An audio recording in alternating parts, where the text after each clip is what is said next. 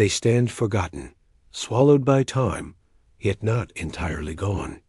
Crumbling stone arches rise out of the earth like fractured ribs of some colossal creature, their jagged edges softened by moss and ivy. The walls no longer enclose anything but silence, and yet silence is not all that lingers here. Travelers who pass too close at night whisper of voices, low chants, like prayers rolling endlessly through the air, as if the monks who once lived here never stopped. The ruins are the bones of an old monastery, abandoned centuries ago. No church bells toll from its hollow towers, no scriptures are read beneath its roofless vaults. And yet, something in the air refuses to let the past rest. The villagers nearby keep their distance after sunset. Their reasons are not rooted in folklore alone. Some have claimed to see faint figures moving among the stones, not solid, but shadows with form, as though the monastery itself exhales memories that take shape in the dark. History does not record a clean ending to this place. No disaster brought its fall that can be easily traced. No single war or plague written into the chronicles to explain why the prayers stopped. It is as if one day silence simply descended. The final monks left behind no letters, no testimony, no farewell carved into the stones. The monastery slipped into decay, and all that survived was rumor. But rumor has a life of its own. It evolves with each telling, turning forgotten places into living myths. Locals claim that at certain times of year, when the air grows heavy and the wind carries through the broken cloisters, the chanting is not just a sound, but a rhythm that pulls at the chest, as if inviting the listener to join. Those who have lingered too long describe an overwhelming urge, not to run, but to kneel as though summoned.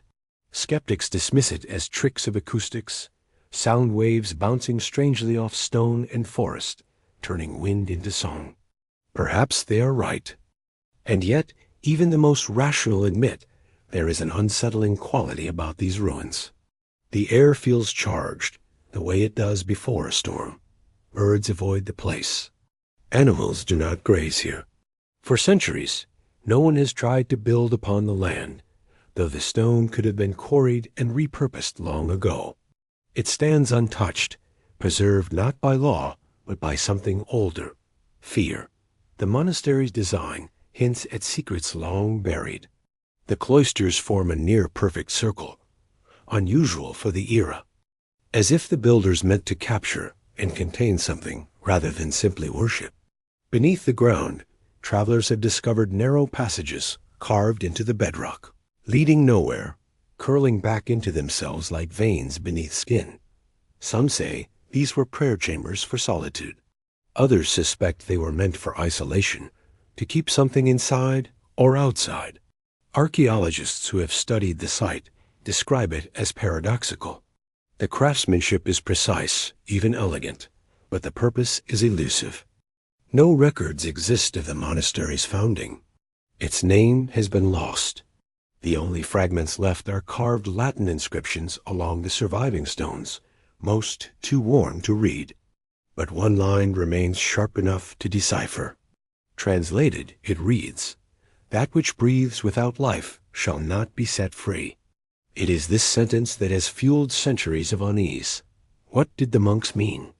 Was it a metaphor for sin, or something far darker? Locals interpret it literally. They believe the ruins are not merely abandoned, they are sealed.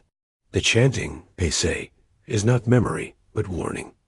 The monks prayed not to God alone, but to hold something within, something that breathes still, though it has no life. Legends gather around emptiness like ivy on stone.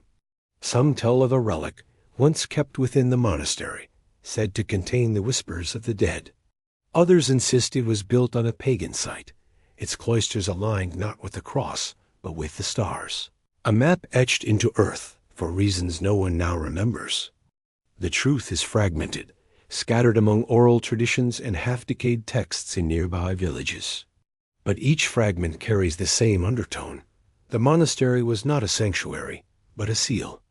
Even today, those who wander too close claim the atmosphere changes at nightfall. The air grows cold, unnaturally so, even in the heat of summer. Voices drift not from one direction, but from all sides, as though the stones themselves are speaking. Some report physical sensations, a pressure in the chest, a ringing in the ears, dizziness that forces them to retreat. Those who ignore the warnings sometimes return changed. They speak little afterward, as though carrying something back with them, something unseen yet heavy. Such stories might be dismissed as folklore born from isolation, yet they persist through generations. Parents warn their children not to stray near. Travelers are told politely, but firmly to find other paths. The ruins remain, breathing in silence, untouched by restoration or modern curiosity. And perhaps that is the greatest mystery of all. In an age where every ancient site is catalogued, mapped, and opened for study, this one remains deliberately forgotten. It is preserved not out of reverence, but avoidance. In daylight, it looks like nothing more than stone and shadow. But as dusk bleeds into night, the monastery takes on a different presence. The broken arches frame the sky like windows into another time. The silence deepens, layered with whispers only the ear can sense but not decipher. Travelers walking the old roads quicken their pace. Villagers lock their doors. And deep among the ruins, in a circle of stones that once formed the monastery's heart, the air moves as if stirred by a breath that does not belong. The ruins remain. They do not crumble entirely, as though something unseen holds them upright. And perhaps it does. For though centuries have passed since the last monk's prayer, the chanting continues. No one can say if it is memory, or warning, or something else entirely. What is certain is this: the monastery has not fallen silent. And until it does, it will never truly be abandoned. The monastery rose from stone and silence in an age when Europe trembled under the weight of plague, famine, and superstition. To the fearful masses, its walls were more than masonry. They were a shield, a place where holy men waged invisible war against the forces that stalked the night. Yet beneath its vaulted arches and flickering candlelight, history whispers of something far darker than prayer. The official records describe its founding in the mid-14th century as pestilence swept across villages, turning homes into silent graves. A fortress of faith, they called it, built to stand against chaos. To commoners, the monks were guardians' cloaked figures who could intercede with God on behalf of a desperate world. But even from its birth, shadows gathered inside its cloisters. Donations poured in from benefactors whose names were never written down, whose fortunes seemed to appear from nowhere. Gold and silver decorated the chapel, while nearby peasants starved in the fields. The land for the monastery itself was said to be cursed. Local legend tells that it once belonged to a family accused of witchcraft, whose lineage ended abruptly in fire and rope. The church seized the estate, and upon its ashes, stonemasons carved new walls. Yet some whispered that consecrated ground cannot erase blood so easily. The foundation itself seemed restless, as if built upon bones that would not sleep. The first monks who took vows within those walls were not remembered for mercy. Surviving documents paint a picture of men who hid cruelty beneath their vestments. They flogged peasants for imagined sins, demanded offerings far beyond a villager's means, and preached sermons steeped in terror rather than salvation. They were not shepherds to their flock, but wardens of fear.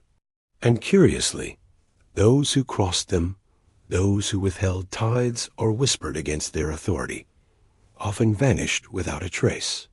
What lingers in the archives are hints of rituals never sanctioned by Rome. Not prayers to saints, but ceremonies that borrowed from older, forbidden traditions. Accounts speak of monks gathered in the dead of night, chanting not in Latin, but in guttural tones that resembled no holy tongue. Candles burned in circles, not rows. Sacrificial animals disappeared from nearby farms, their blood smeared across the altar come morning. Officially, such claims were dismissed as superstition, yet the consistency of the whispers cannot be ignored. Even the architecture of the fortress bore strange features. Hidden chambers, windowless passageways, and underground vaults carved deeper than necessary for mere storage. Some historians note the precision of these designs, too advanced for the rural builders who supposedly crafted them. Who then drew the plans? Who gave the masons instructions that seemed to anticipate purposes far beyond worship? One particular entry in a 15th century manuscript tells of a visitor from the East, an unnamed traveler who arrived at the monastery with heavy chests and stayed for months before vanishing into history. Soon after, the monastery's bell tower was erected, taller and grander than any village spire for miles. Its bell carried a strange resonance, a tone so deep that locals swore it made animals uneasy. What was in those chests, and why did a humble order of monks suddenly wield such wealth and ambition? It was during this time that the monastery earned its reputation as a place where prayers were answered swiftly, but at a price. Crops flourished for those who gave generously. Plagues seemed to skip entire households, who knelt in obedience before the monks. But those who doubted, those who resisted, their stories ended in misery. Failed harvests, sudden illness, or sudden silence. Coincidence, perhaps. Or perhaps the fortress was never meant to guard the light, but to wield the darkness cloaked in holy robes. The chronicles of inquisitors who visited the monastery centuries later hint at suspicions, though no official condemnation was ever made. Too much wealth shielded the order. Too many patrons in high places found reason to protect them. And so the fortress endured, stone by stone, generation by generation, its power growing as the centuries passed. Yet the land itself seemed to rebel. Villagers wrote of strange lights circling above the monastery on stormy nights, of unholy chants carried on the wind, and of a persistent stench of iron that clung to the soil near its gates. To outsiders, these were rumors folk tales spun by frightened peasants. But to those who lived in the monastery's shadow, they were truths whispered only in hushed tones, for fear that the very walls might be listening. This fortress was never merely a home of prayer. From the day its foundation touched the cursed earth, it became something else. A mask of holiness draped over a face of cruelty. It was built to keep something out, or perhaps to keep something in. And as history shows us time and again, when faith is forged in fear, it often becomes indistinguishable from the darkness it seeks to fight. The monastery's rise was unnaturally swift. Villagers whispered that its stones had barely settled before its coffers overflowed. Gold and relics arrived as if drawn by unseen hands, while fields outside the monastery gates seemed immune to blight and famine. When the plague swept through nearby towns, leaving streets silent and homes blackened with grief, the monastery's walls glowed with untouched torches. Its monks remained hale and untouched, singing their hymns while corpses piled just beyond their gates. No ordinary blessing, the people murmured. Something darker must have been at play. The stories always pointed back to one figure, the abbot, a man of stern presence, whose eyes were said to linger too long in shadow. He had come from nowhere, his history uncertain, his ascent meteoric. And behind him, in hushed tones, the villagers spoke of his companion, not one of flesh and blood, but a figure dressed in black robes, appearing on nights when the wind fell still. They called him the Black Monk. Some said this monk was a servant, others swore he was no man at all, but the devil in disguise. His presence was subtle at first, glimpsed near the cloisters, standing at the edge of torchlight, vanishing when approached. But as the monastery grew richer, the sightings grew more frequent. Pilgrims claimed to see him pacing the ramparts in the dead of night, or kneeling in the chapel long after the monks had gone to rest. The pact, the stories go, was sealed in blood. The villagers swore that during one desperate winter, when famine gripped the land, the abbot vanished for 3 days. When he returned, he brought with him sacks of grain, casks of wine, and enough silver to rebuild half the village. But his eyes were sunken, his voice low, and his shadow seemed to move strangely against the wall. From that day onward, prosperity clung to the monastery like ivy, even as the land around it struggled. The cost, however, was whispered in darker corners. Children went missing on certain nights, their cradles found empty come morning. Farmers complained of livestock vanishing without trace, hooves and claw marks scarring the earth as if dragged into the forest. The villagers spoke of bells ringing at midnight, though the tower showed no hand at the ropes. They said the abbot and the black monk walked together through the chapel at those hours, their voices a blend of chant and something more guttural, not prayer, but invocation. There are records, faint and fragmented, preserved in parish writings. One speaks of a priest who dared to denounce the monastery, calling its prosperity unholy. Within a fortnight, he was found lifeless at the altar of his own church. His skin as pale as wax, his lips darkened as though he had swallowed ink. The monastery scribes never recorded his death, but the villagers knew. They always knew. Still, the people could not turn away. For every missing child, there were 10 families fed. For every life lost in silence, the monastery offered medicine, bread, and shelter. The villagers lived in fear, but also in dependence. And perhaps that was the truest power of the pact, not the miracles of protection or the gold that filled its treasury, but the way it bound the living to its shadow. Even centuries later, the legend remains. Travelers still tell of the abbot's chamber, where a ledger bound in black leather was said to be kept. Each page a record not of donations, but of promises. Names written not in ink, but in crimson strokes. Some claim the book was hidden beneath the altar, sealed away when the monastery eventually fell to ruin. Others whisper that it was taken, carried off by men who understood what power such a book could hold. The black monk himself lingers in these stories, more phantom than man. There are tales of villagers seeing him long after the monastery's decline. A hooded figure standing at crossroads at midnight, waiting, always waiting. Some say his pact was not broken, only shifted, moving silently through time, seeking those desperate enough to bargain. It is easy, centuries later, to dismiss such accounts as superstition. Yet the uncanny rise and fall of the monastery, the timing of its fortune, and the silence of its archives raise questions even skeptics struggle to ignore. Too many events align, too many voices across generations echo the same refrain: prosperity bought at a price. The whispers have not faded. Even now, when the ruins are visited, locals warn travelers not to linger after dusk. They speak of footsteps that follow along broken cloisters, of shadows stretching where no torch burns. Some have returned claiming to hear a low chant in the distance, not quite Latin, not quite human, carried on the wind from what remains of the chapel. And always, at the heart of the tale, stands the figure in black. Not seen directly, never captured, but felt. The weight of him presses like damp air against the skin, the same way the villagers once felt when the abbot smiled at them with his hollow eyes. What lingers in these stories is not just fear, but fascination. For though the pact is whispered as damnation, there are those who wonder if the bargain was worth it. A monastery immune to plague, a community spared famine, wealth that turned stone into sanctuary. Was the cost too great? Or was it simply the price of survival, written in the blood of the few so that the many could live?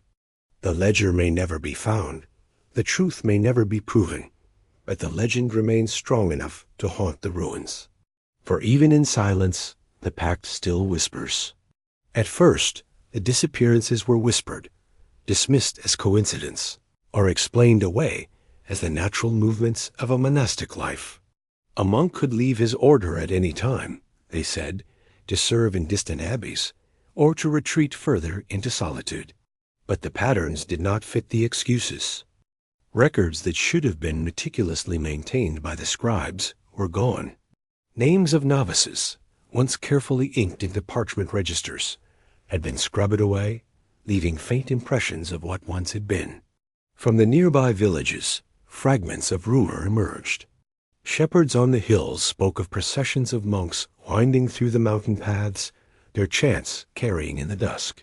But the strange thing, they claimed, was that those processions were never seen returning. A line of black-robed figures would march into the night, torches flickering, and vanish into the forests as if swallowed by the earth. When villagers inquired later, the monks denied that any such journeys had taken place. "No brothers have left the cloister," they insisted. Yet the hills kept their secrets, and the villagers trusted their own eyes more than the evasive words of holy men. The first to draw true alarm was the disappearance of a young novice, barely 16. He had come from a farming family who visited the monastery to see him, only to be told he was no longer there. They asked where he had gone, what his new duties were. The abbot, with his usual calm smile, assured them that the boy had moved on to higher service. But no letter arrived, no news followed. His family searched other abbeys in the region. None had ever received him. Then came the noble son. The monastery had always been a place where wealthy patrons sent their second-born children, a son who would not inherit land, but who might instead find honor in the church. For the nobleman whose boy was taken in, the arrangement was both duty and pride. Yet after less than a year, the young man was gone. When his father's messengers came to inquire, the abbot repeated the same phrase: "He has moved on to higher service." This time, however, the words sparked outrage. The noble demanded details, pressed for locations, letters, proof of his son's devotion elsewhere. None were given. The monastery stood firm in its silence, as though bound by some vow beyond ordinary understanding. Whispers turned into fear.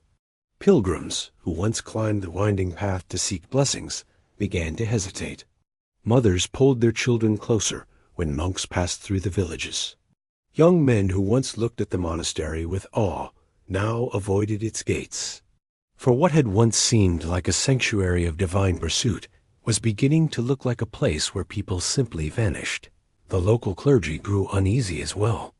Parish priests, sworn to the same faith, quietly compared notes. How many novices had gone missing? How many families had been turned away with vague assurances? The numbers did not add up. Some suspected that the monks had grown too strict, too zealous, and that they were forcing their young charges into dangerous penances or seclusions from which they never returned. Others feared something darker, that the monastery was keeping secrets from the church itself, secrets hidden behind its walls, where even bishops were unwelcome. In the villages, stories took root and spread like wildfire.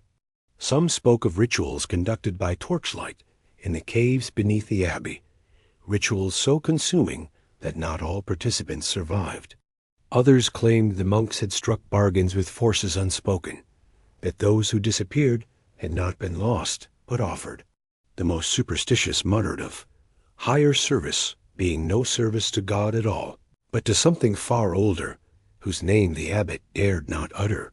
One shepherd swore he had seen a group of monks on the ridge at midnight, each carrying not books or tools, but stones. They moved in silence, their faces veiled, their torches casting long shadows. By dawn, there was no sign of them, only a scatter of broken earth, as if the mountain itself had swallowed them whole. The fear that took root was not just fear of the monastery, but of the silence surrounding it. For silence can be more terrifying than open violence. Families stopped sending their sons to the order.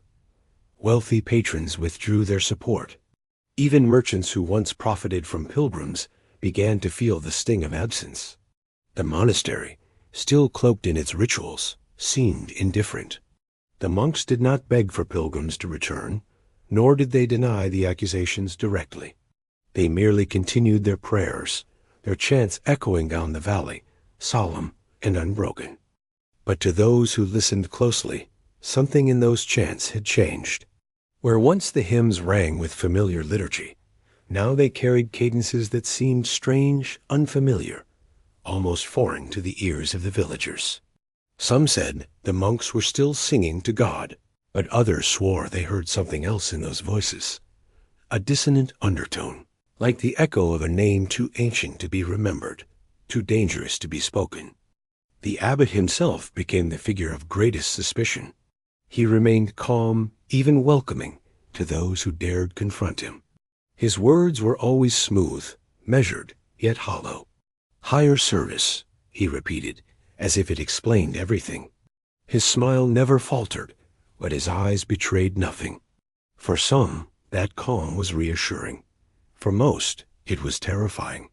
How could a man speak so easily of sons and brothers who had disappeared without a trace? The villagers, once tied to the monastery by faith and tradition, began to withdraw. They left offerings at their own shrines instead of climbing the mountain path. They whispered prayers at home instead of seeking blessings from the abbey. Slowly, the monastery became a place apart, still looming above them, but no longer trusted, no longer holy. And so the disappearances continued, each one more inexplicable than the last. Records lost, families silenced, rumors growing like weeds. No one knew where the missing had gone, only that they had entered the monastery and never come out again. And in the valley below, fear tightened its grip, for nothing spreads faster than the terror of the unknown. For centuries, whispers passed between villagers spoke of a place within the monastery that was never marked on any map. A sealed chamber, deep beneath the abbey, hidden behind walls of stone, so thick it seemed designed to keep something in, rather than merely keep others out. It was said to be accessible only to the abbot and a chosen few, men who walked with lowered eyes and carried secrets in their silence. Local lore wove a shroud around this hidden chapel. They claimed that during certain nights, long after the monastery bells had fallen silent, faint sounds would rise from the earth itself. Chants that bore no resemblance to liturgy, rhythms that pulsed like the beating of a drum, punctuated by screams quickly swallowed by stone.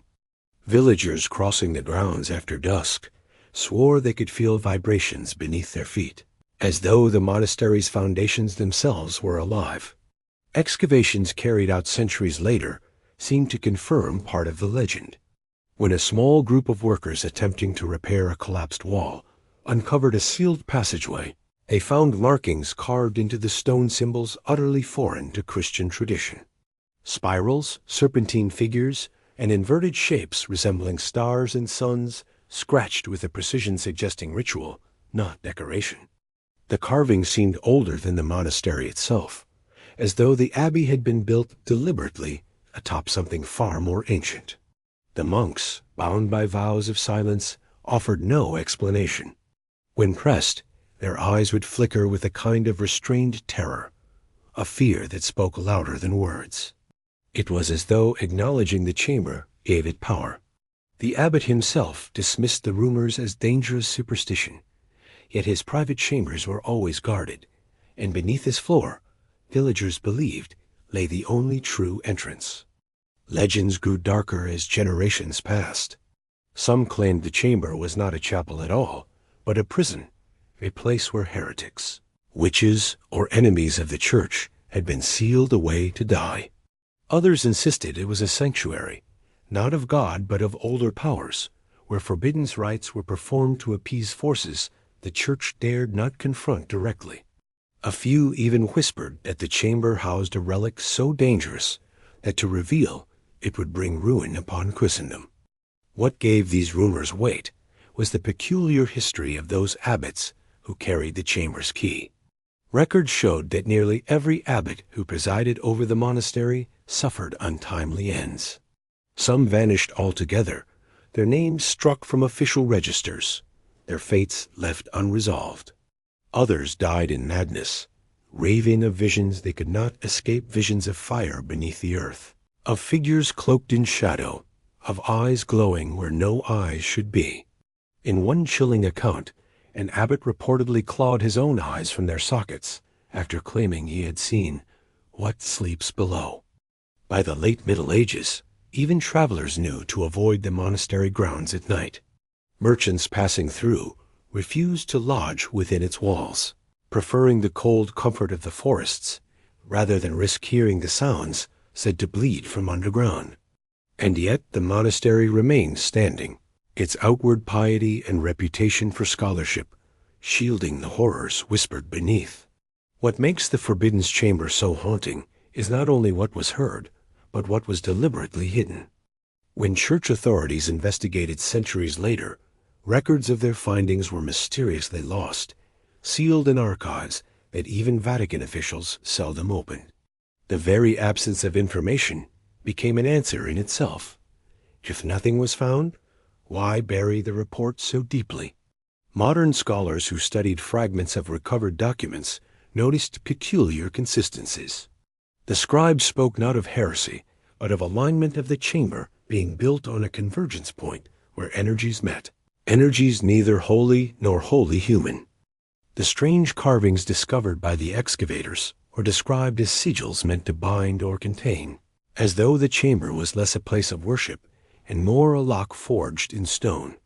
Local superstitions only deepened the mystery. Children were warned never to play near the monastery's foundations, for the earth there was hungry. Shepherds avoided grazing their flocks too close, claiming the animals became restless and refused to eat. And every so often, when storms rolled across the valley, villagers swore the thunder seemed to echo from below the monastery rather than above it, reverberating through the soil like a warning. The Forbidden Chamber became not just a place, but an idea, a metaphor for all that the church concealed, all that it feared. For the villagers, it embodied the thin line between faith and darkness, a reminder that even sanctuaries could harbor secrets too dangerous to confront.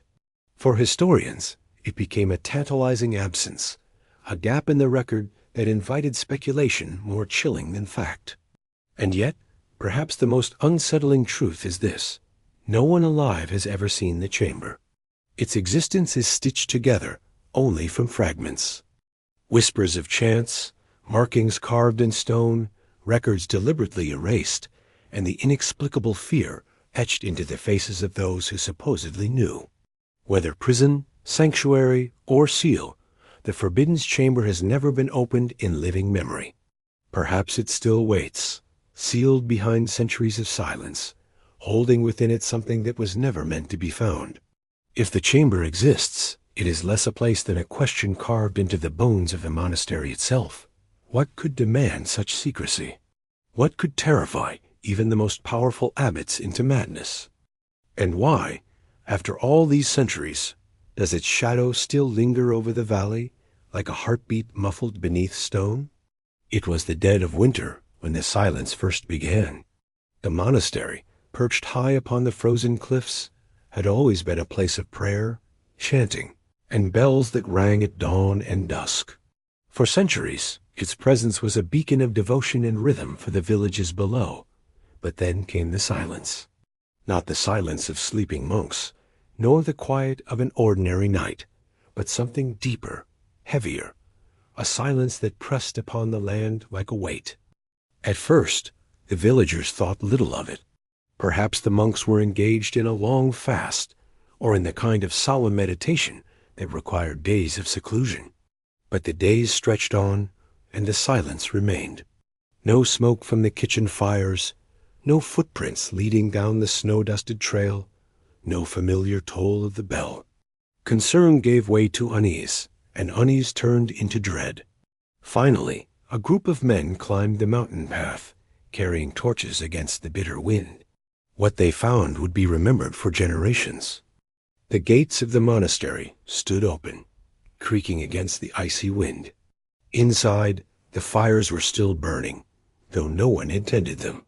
Bowls of food lay steaming, as if abandoned mid-meal. The candles in the chapel were lit, their wax dripping in strange shapes across the altar. Books of scripture were scattered across the floor, pages fluttering as if in some invisible current. Yet not a single monk was to be found. No signs of struggle, no blood, no broken doors. Their robes and belongings were still in their quarters, neatly folded, undisturbed. Every sign suggested that the monks had simply vanished, dozens of men gone without a trace. Outside, the snow was unbroken.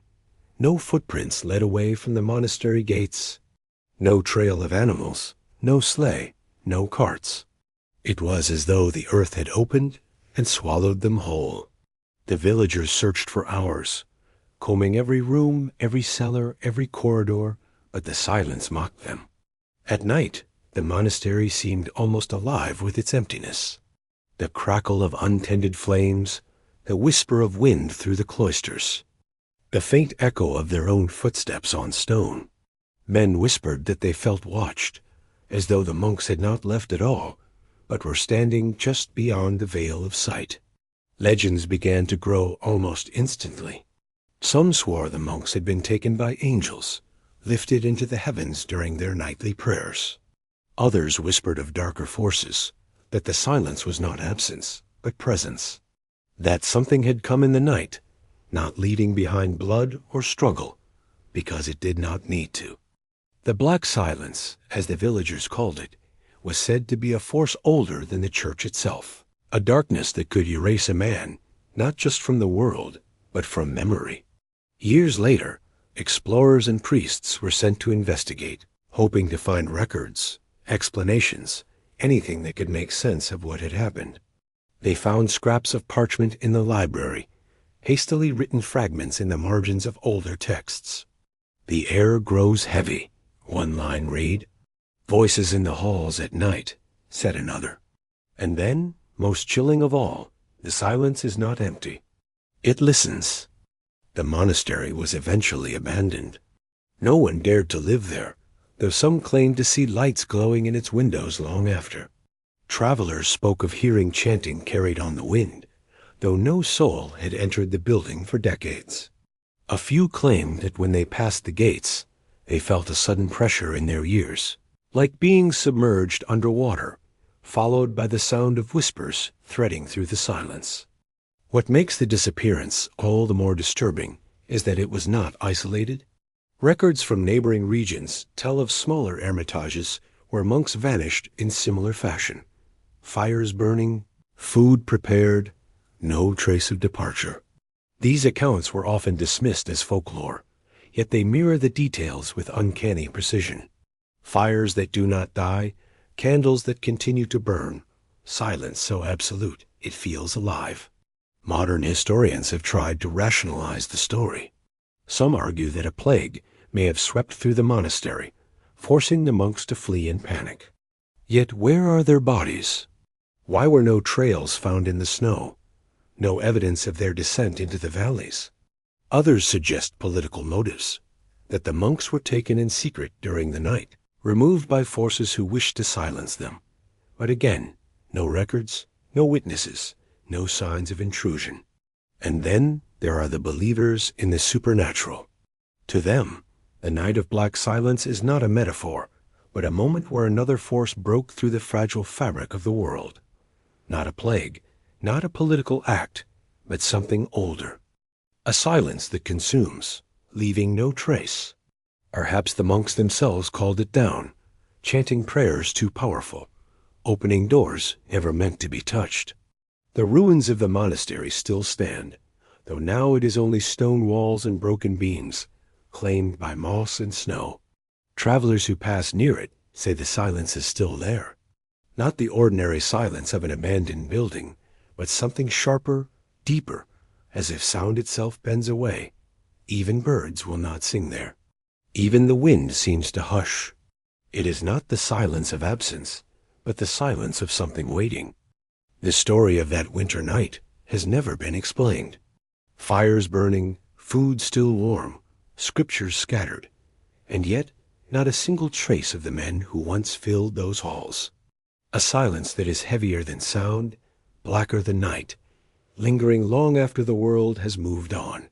The villagers who found it called it cursed, and perhaps they were right. For silence is not always emptiness. Sometimes it is the loudest evidence of all. The scandal did not linger in whispers. It was smothered deliberately, systematically.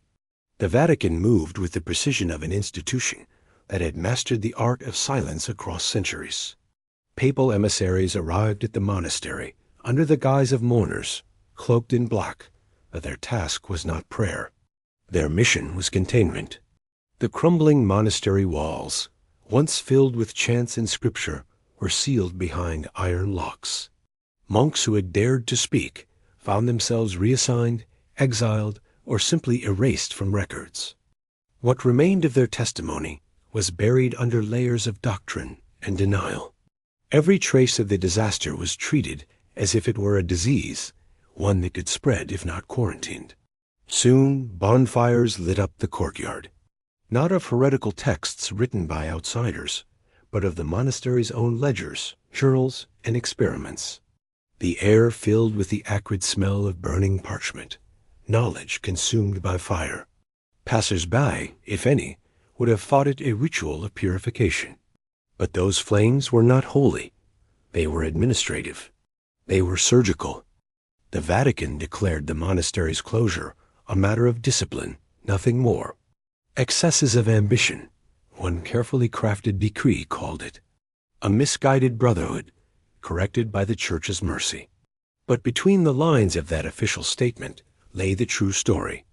The Church was not correcting ambition. It was amputating it. For centuries, silence grew where memory should have been. The monastery decayed, its walls reclaimed by moss and shadow. Villagers avoided the ruins, repeating fragments of superstition. That the ground was cursed, that strange lights flickered at night. What they did not know was that silence itself had been cultivated there, like a crop tended by invisible hands. But history has a way of resisting burial.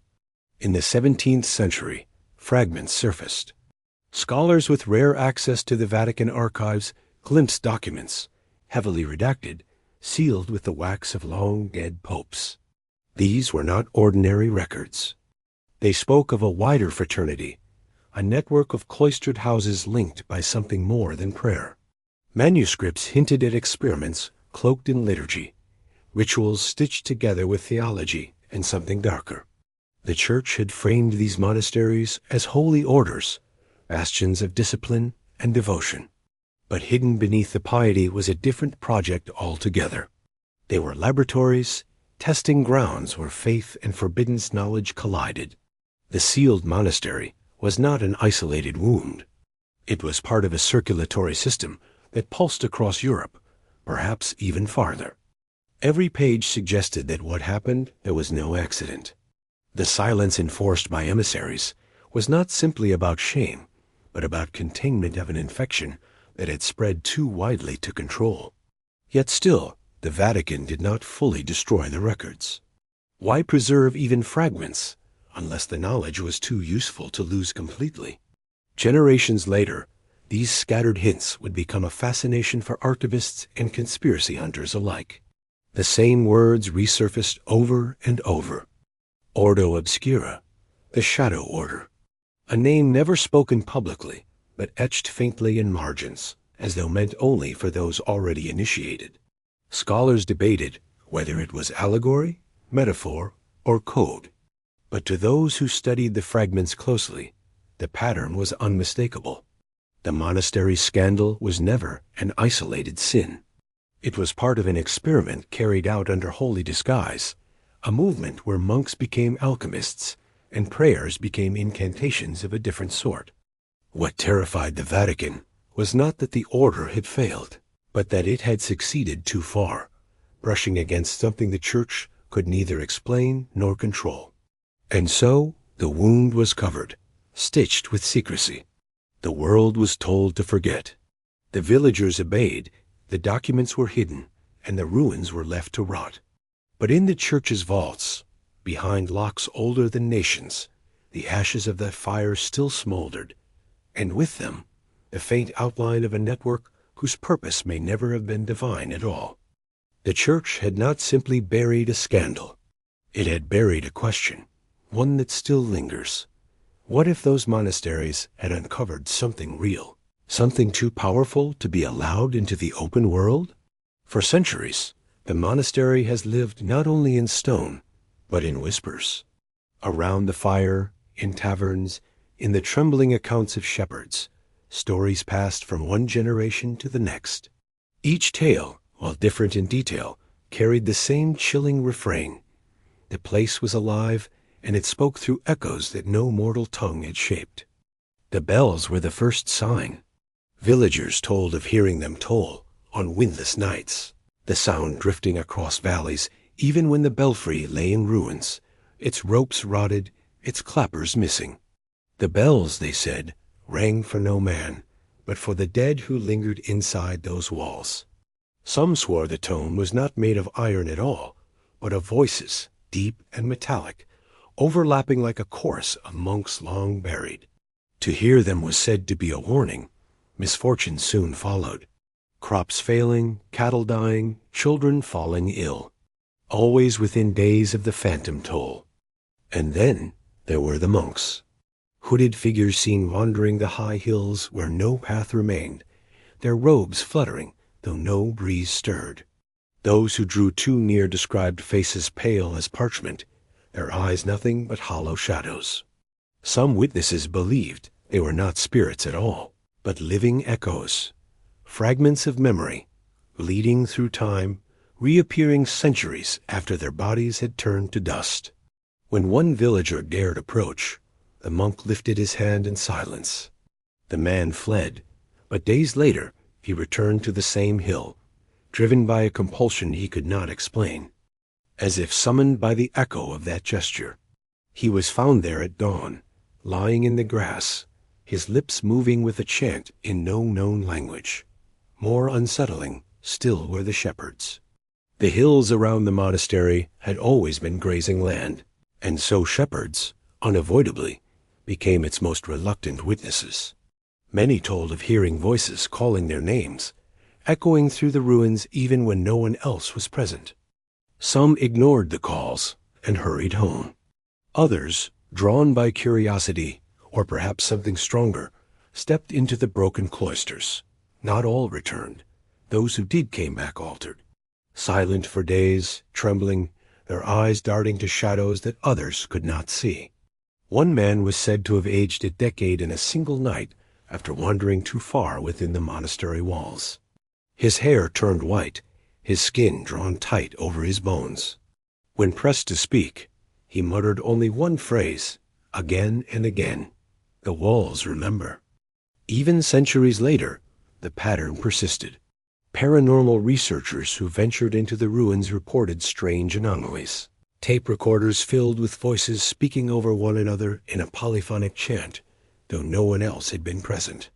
Cameras drained of power without explanation, their final frames showing streaks of light shaped uncannily like figures in procession. In one famous account, an investigator's digital recorder captured a phrase in Latin, repeated 3 times. The words translated to, "Leave what was sealed." Skeptics argued these were tricks of the wind, the imagination of frightened minds, or malfunctions in cheap equipment. But to those who had lived with the monastery's shadow, the folklore was more convincing than science. Because science could not explain why the ruins remained unnaturally cold even in summer, why moss refused to grow on certain walls, or why animals panicked when driven too close. Dogs howled and snapped at unseen shapes, horses bolted without warning, and flocks of sheep scattered violently, as if pursued by predators no eye could track. The tales deepened with each retelling. Some villagers insisted the echoes were not accidents, but intentional, that the monastery itself was a vessel of memory, preserving every prayer, every scream, every betrayal that had unfolded within its walls. These remnants, they believed, spilled outward at intervals, replaying the past like a broken recording. One legend even claimed that if you stood in the chapel at midnight, you would not only hear the last sermon ever spoken there, but feel the weight of the silence that followed, a silence heavy with fear, as though those present had known something terrible was about to occur. What made these stories endure was not simply their content, but their consistency.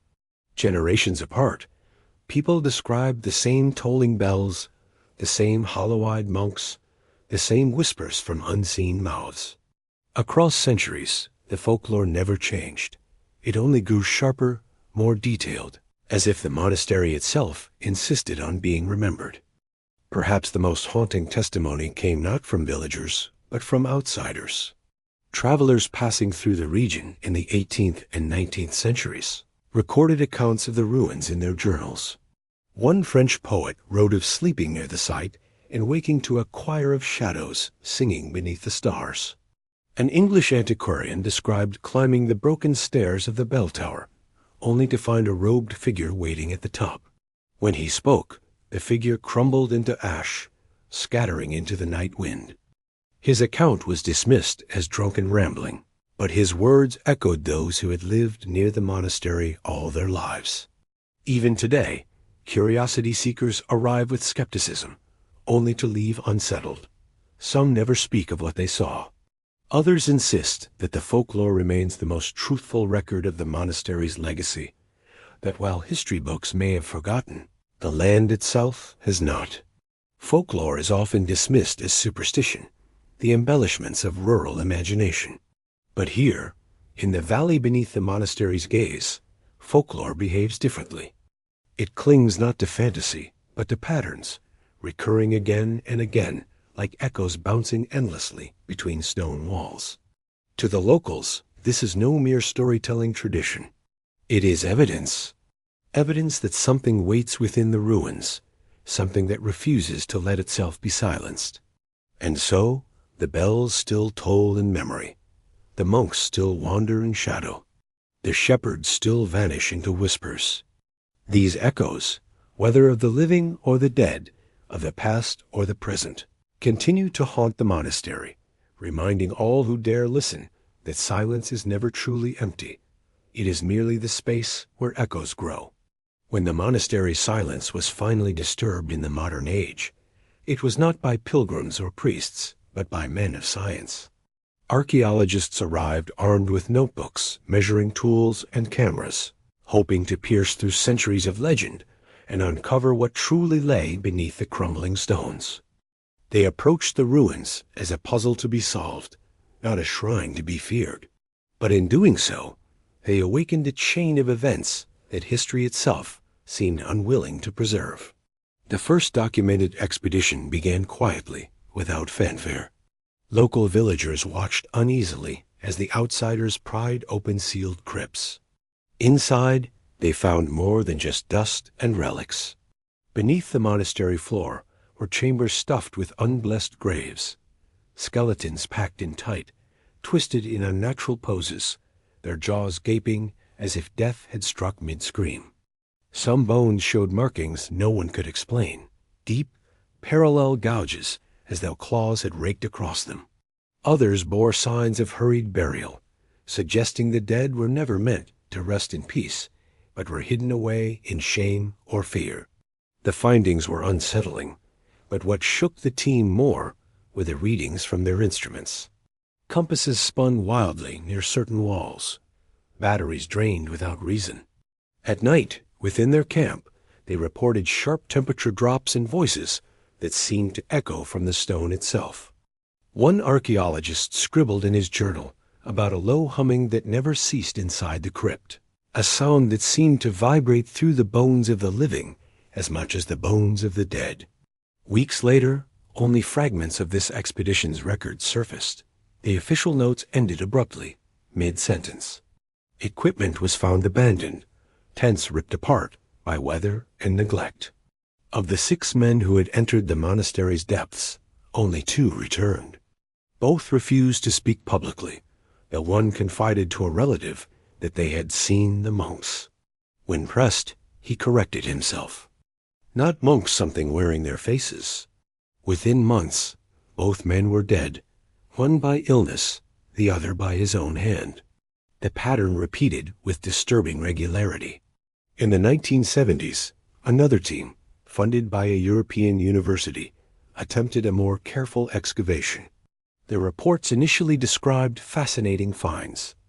Fragments of frescoes depicting rituals not found in any church canon, relics scorched black as though by fire, and manuscripts so decayed they disintegrated at the touch. Yet soon, their field notes took on a desperate tone. Words like resonance, light anomalies, and shadows moving against the torch appeared again and again. One entry reads simply, "The walls are watching us." Then they vanished. Days passed without word until locals discovered their camp, eerily similar to the earlier case. Food was untouched, tools scattered, and journals left open as if abandoned mid-thought. Authorities searched, but no trace of the archaeologists was ever found. Newspapers of the time ran small pieces about the disappearance, often relegated to the back pages, but those clippings remain today, fragile evidence that the vanishings were not merely legend, but documented fact. Even in the digital age, the monastery seems to guard itself. In the early 2000s, a group of independent explorers arrived with modern sensors and cameras. They streamed their preparations online, promising to reveal the secrets hidden within. Their footage began with laughter, introductions, and a confident stride into the ruins. Hours later, their live feed cut to static. By morning, they had disappeared.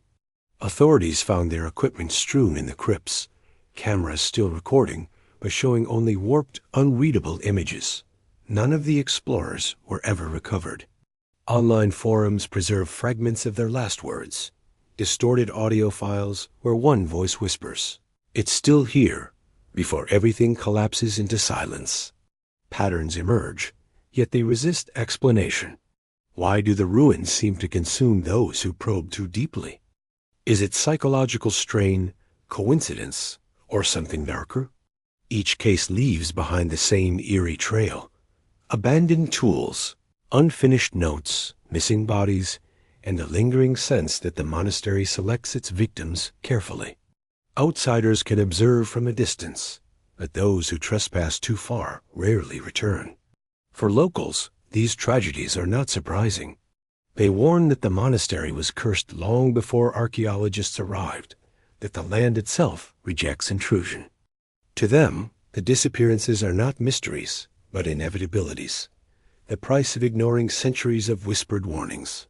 Priests who bless the area report that their holy water evaporates faster than it should.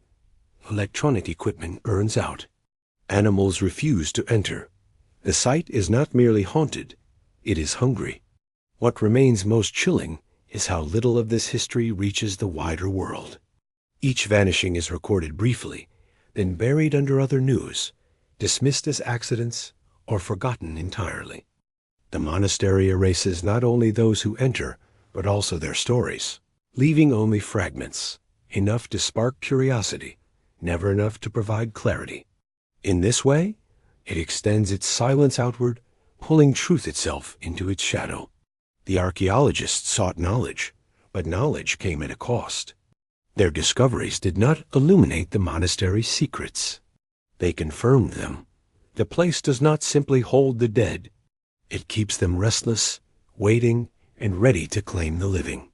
The ruins endure as a trap disguised as history, a place where faith, science, and ambition collapse into the same void. And in that void, the monastery continues its work, swallowing the curious one expedition at a time. The ruins stand in silence, yet that silence feels alive.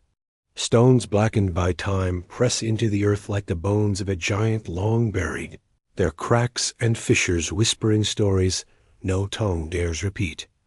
To walk among them is to feel watched, not by the living, but by something that refuses to let go. Even today, the monastery does not simply exist as a relic. It breathes unease, a presence that cannot be measured, yet refuses to be ignored. Scholars who examine the site lean on reason, offering theories that ground the terror in human frailty. Some argue the monks succumbed to disease, that contagion swept through the order, and their disappearance was nothing more than bodies hidden to prevent panic. Others believe famine or betrayal played its role, human cruelty sealing the fate of men trapped in devotion. History, after all, has erased countless tragedies with a stroke of ink. But the monastery resists such explanations. Its ruins hum with something greater than neglect, something that suggests history alone cannot account for its scars. Fragments of forbidden documents whisper of the abbot's obsession, his rituals cloaked in the vestments of faith, but practiced in service to something else entirely. The monks who followed him may not have been victims of disease or famine, but of a pact, a debt written not on parchment, but in blood and silence. If so, then their vanishing was not an accident of time, but a conclusion foretold, a harvest collected by the very force they served. Their silence was not natural. It was demanded. For generations, villagers claimed that the earth around the monastery was never the same. Grass grew sparse, animals refused to graze, and the soil seemed to pulse faintly at night, as though carrying a rhythm only the brave could endure. Even now, visitors report that the ruins shift subtly in tone as dusk falls, as if the stones themselves tighten their grip on the dark. It is not memory that lingers here, but presence, unfinished, unresolved, unwilling to release those who dare to intrude. Some researchers trace the patterns of the carvings left behind, attempting to decode them as remnants of pagan or occult languages. Their findings circle the same conclusion. The monastery's architecture was a vessel. Each line in stone, part of a design, meant not to glorify God, but to contain or summon something far older. What remains is not just a ruin, but a scar, etched into the land by hands that knew precisely what they were building. Whether it was a prison, a sanctuary, or a gateway is left unsaid, but the silence that followed its collapse speaks louder than words. The church, in sealing its records and silencing its emissaries, did not cleanse the land. Instead, it left behind questions that echo louder with each passing century. When history is burned, myth takes root, and myth has grown thick around these walls. Bells that ring without wind. Shadows that move where no bodies remain. Faces glimpsed in crumbling archways, only to vanish when approached. Such tales are dismissed as folklore, yet they persist, told with the same unease, generation after generation. Folklore, after all, has a way of preserving what truth cannot survive. And still, there are those who return. Archaeologists, explorers, and seekers of the strange tread the ruins, convinced they can solve what centuries could not. Some leave with fragments. A bone, a text, a photograph blurred by static. Others leave with nothing, their equipment ruined, their minds shaken. A few never leave at all. Each attempt to claim the monastery for knowledge or fame seems only to deepen its mystery, as though the place allows no intrusion without exacting a price. The ruins do not crumble, they consume. What was left behind, then, is not just stone in silence. It is an inheritance of dread, a weight carried forward from a single winter night when fires burned but voices ceased. Whether the monks were taken by pestilence, by human cruelty, or by a force older and hungrier than both, their absence endures as a warning. The monastery is less a ruin than a wound, one that never healed, one that still bleeds into every life that brushes against its shadow. And yet, even wounds leave traces of what caused them. The soil, the bones, the whispers in the night, they tell of a story not concluded but suspended. To believe the monks are gone is to accept the surface, but the surface here has never told the whole truth. For beneath the stones lies a silence too deliberate, too heavy, too alive to be explained away. It waits, patient and unyielding, as though guarding a truth the world was never meant to see.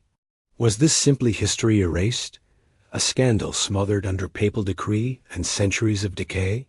Or was it something else, a pact fulfilled, a price collected, and a silence that still resonates through the land? The final question lingers, heavy as the ruins themselves. Are the monks truly gone, or do they still wait, hidden within the stones?